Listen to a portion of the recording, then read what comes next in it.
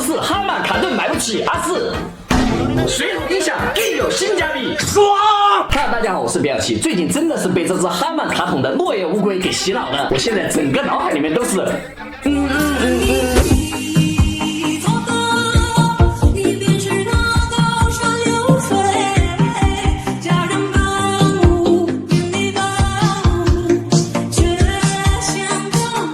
所以今天呢，我也打算来自制一个哈曼卡桶音响，看看第一效果是不是真的有那么好。首先能用钱解决的事情，绝对不给自己找麻烦。166全套的音响材料。3个，4个感觉像是一个控制器啊，一个遥控器，然后这个叫音响分频器啊。我去，这玩意不会还得焊接吧？这个就稍微有点麻烦了。音响还是音响。刚问了一下老板啊，这个是高音，这个是中音，这个是低音，还算有点良心啊，整个品牌的给我。那接下来呢，咱们就按照步骤啊，把这些东西全给它组装一遍。现在先把这些线给它全部焊上去。到现在这些线就已经全部连接好了，紧接着咱们就按照这些尺寸，在这个桶上给它打上一些孔，再用锡焊把这个形状给它切割出来。这些孔洞现在都已经给它切出来了，然后咱们按照相关的这些位置给它塞进去。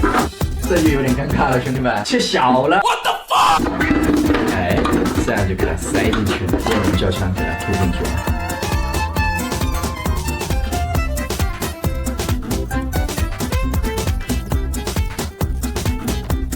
兄弟们，完工！曼哈卡顿，不对，哈曼卡桶音响。哇，这是大开眼界呀！有点失误的是没有买那个灯光特效啊，略显单调。蓝牙模式。哇，连接成功。有点猛啊，兄弟们啊，有点猛啊，感觉。来首歌啊，完整版落叶乌龟安排。开始。落叶乌龟淡淡似长线，无所寄托，已入心人了。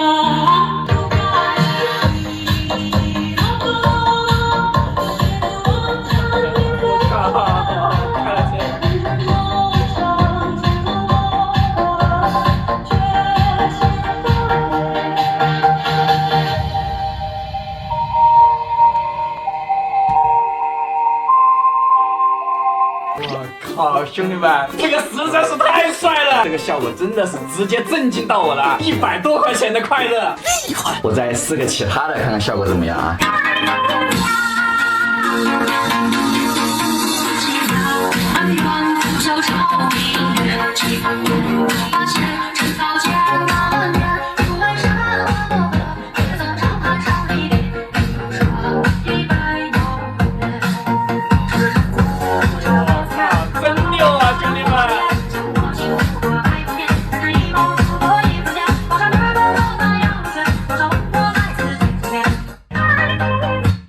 对于这个情况，我只能说牛掰！